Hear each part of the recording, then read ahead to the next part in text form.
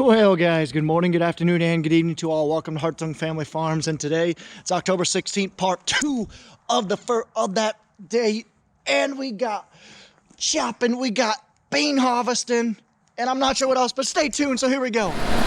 Miss this time of year, guys. Awesome. Well, we just plugged the feeder house, so we're in this stuff right here. This stuff was our first planted beans, but it's a longer bean, so it's not as dry. So we actually had some green stems and went through some weeds and it just wouldn't feed through. So we're actually moving over to this piece right here. This piece I forgot to plant with this. It was planted like a week later, but it was also planted with a shorter variety. So I'm thinking that's gonna be ready. So let's try it.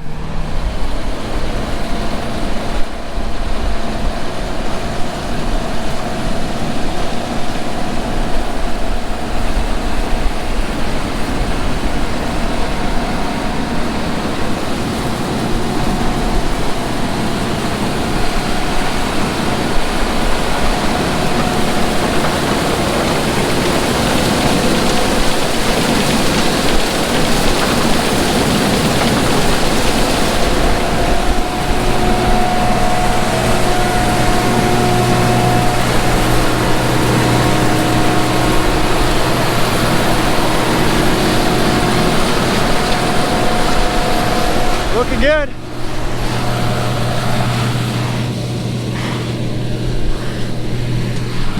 So 5 beans. So the loss is probably right around 1 bushel an acre or so.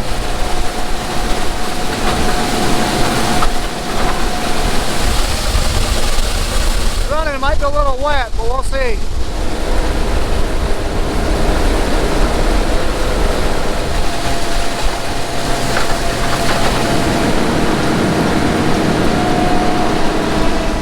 Decent.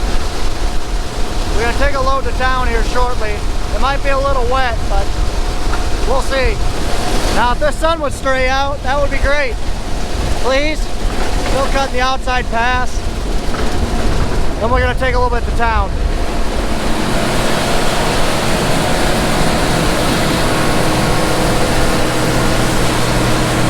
Alrighty, I'm going to grab a container.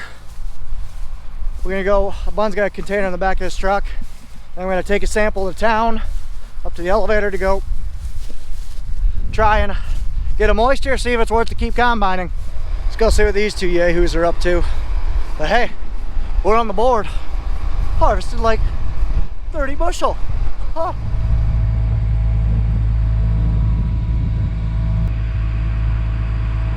Someone wants to die. My dad's just laughing at me talking to myself. Kids these days.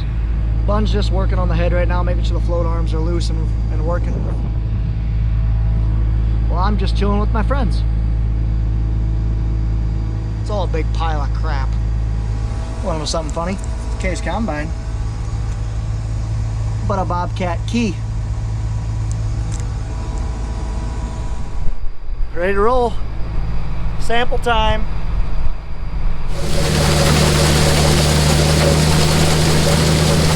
See, this has poly flighting too. We put poly on just about every single one of our augers, just because they're getting so worn. Here we go.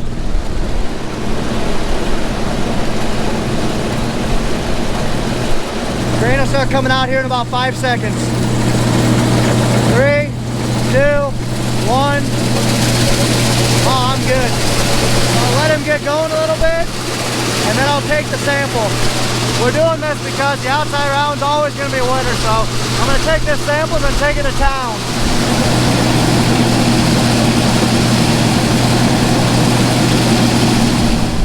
I'll give you a call in about 5 minutes. Got my sample. Now we're going to run this to the elevator. Ready, bud man? 12% on the money, so we're good to harvest. Probably could have been harvesting a little earlier, but hey, better late than never. All right, change of plan. So instead of putting the beans on the gravity wagon, put them in a bin, we actually might just take them to town. Right now the price is actually not too bad, so that's what Pat decided. So I'm gonna go ahead and put this auger back, put the wagon back. That 190's actually got to go on to a guy who's custom chopping, Pat's custom chopping for, so gotta get all this done before they come get it. This is what the dangers of long augers are, so you don't smack a building or something. You gotta be very, very careful when you're driving one of these things.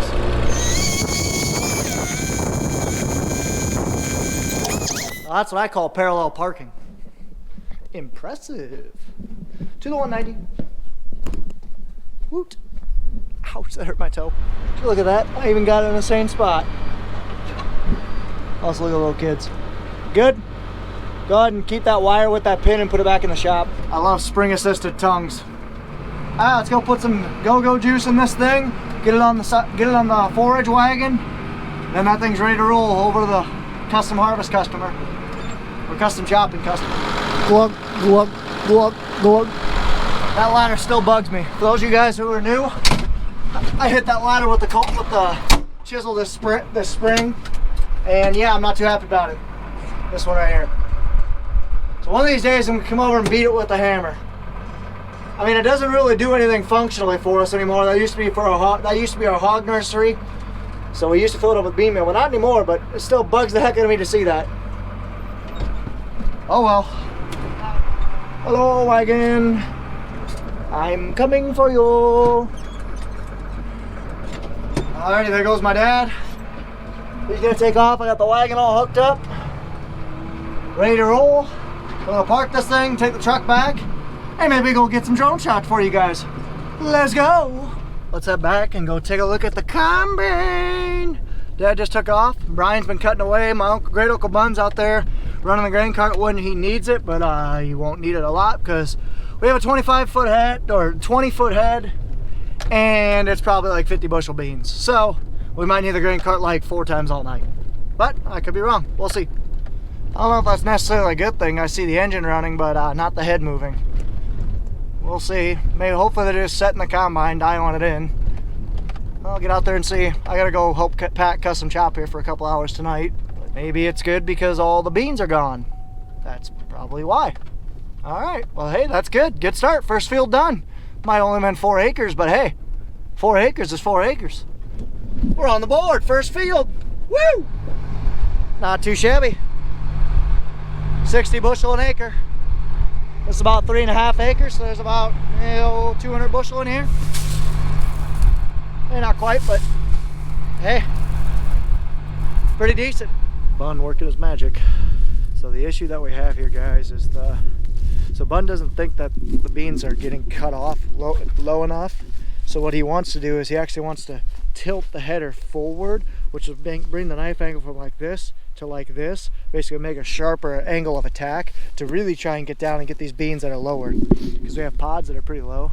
Actually, I can walk over and show you guys. Poop.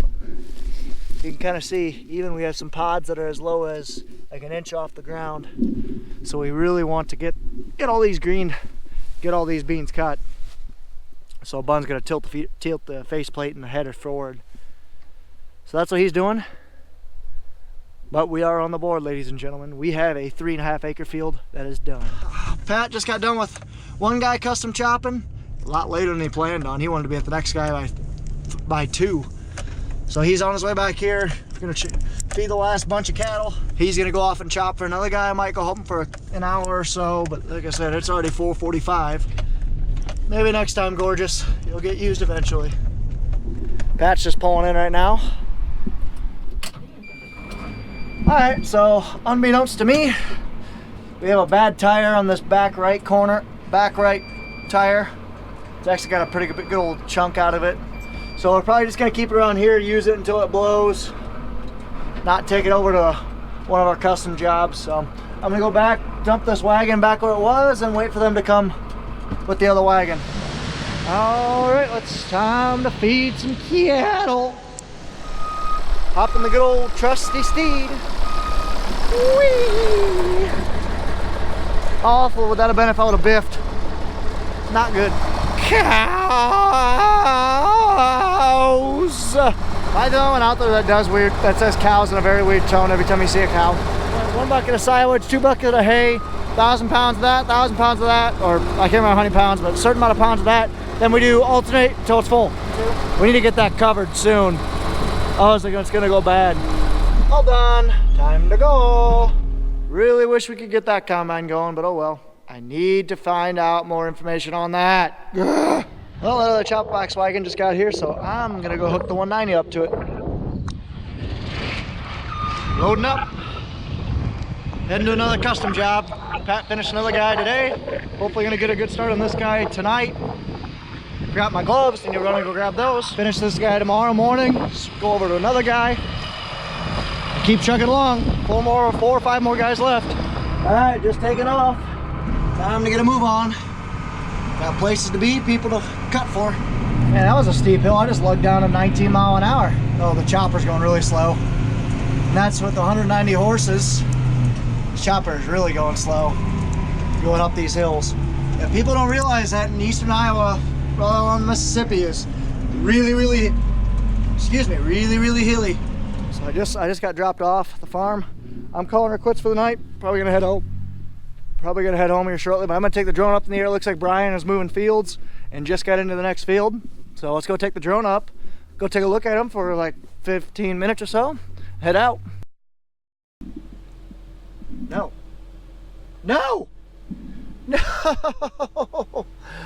Oh my gosh, guys, I am an idiot. I literally just did this entire voiceover and nothing was working. Nothing whatsoever. Oh my gosh. Whew, that is really makes me mad. Anyway, okay, so I'm gonna try and catch up to this voiceover. So anyway, it was a beautiful night for harvest, guys. As you guys kind of saw, we just finally got bean harvest going. We finished the 3.5 to 4 acre patch. I'm sorry, I don't know why I always yawn when I'm talking to you guys. I do apologize. Excuse me. So I'm actually recording this voiceover from the truck, from the semi right now. We're in the middle of corn harvest, so you guys have that to look forward to. So I'm actually starting up the semi right now. Give me a second.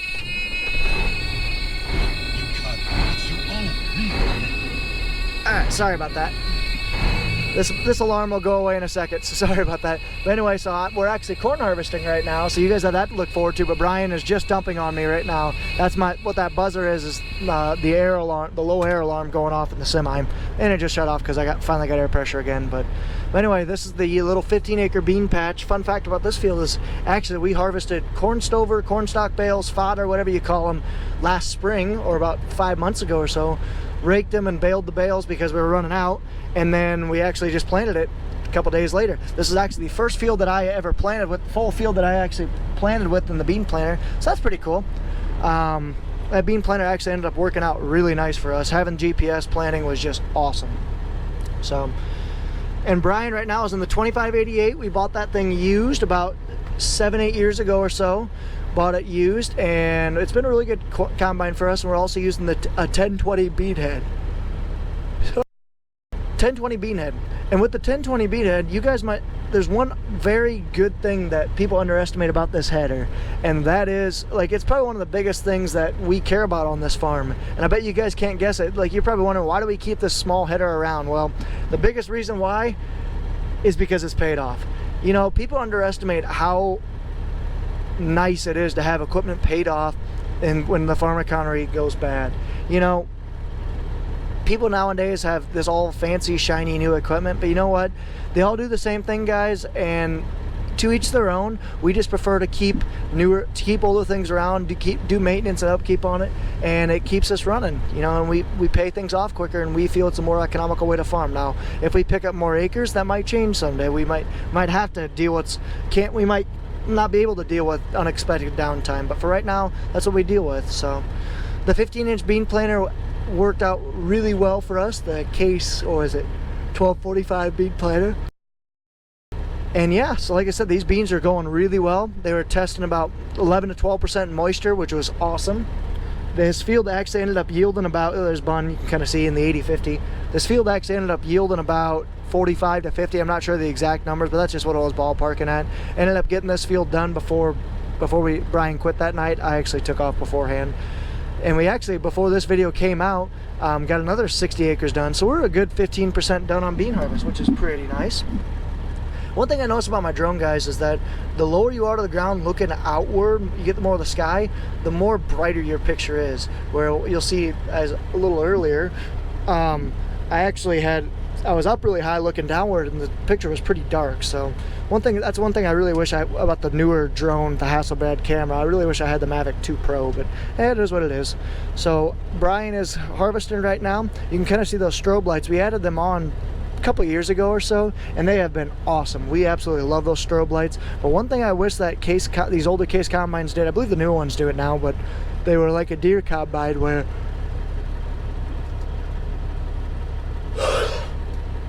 I am sorry guys, I keep yawning. I must be tired.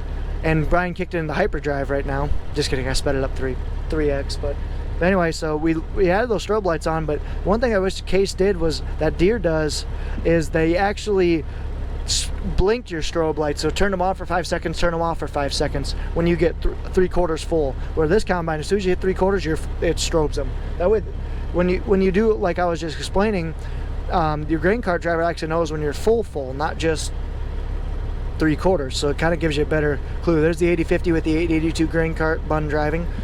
So they're just about ready to wrap. I'm just about ready to wrap up this drone footage, you guys. But thank you guys so much for watching. I apologize, this is the second take, but it was a really cool night. One of the best harvest sunset that we'll get this year probably, and they're just about done. So anyway guys, there's a lot to look forward to. The next video will actually be from my visit at Brian's farming video, so definitely stay tuned for that. And we have a lot more stuff going as corn harvest. Like I said, right now I'm sitting in our semi. It's right around the corner, so be sure to stay tuned guys. Thank you so much for watching my little blurb, and back to your regularly scheduled programming. Oh, it's kind of hard to see right there, but they're unloading right now. Sweet. Well, it's officially too dark, so the drone can barely see, but I hope you guys enjoyed that drone footage. I'm heading that way. I'm gonna head and go grab something to eat and head home. So they're gonna keep cutting for probably, maybe even finish that field, we'll see. You guys wanna see how fast my drone can go? I have it in sport mode right now. I think it can go like, oh, how fast? Very fast, 30, 35. Oh! So you're right, went right back to where I launched it, within 4 feet. So it just goes home, hovered until I tell it to. I'm gonna tell it to come over here. And now you're gonna land.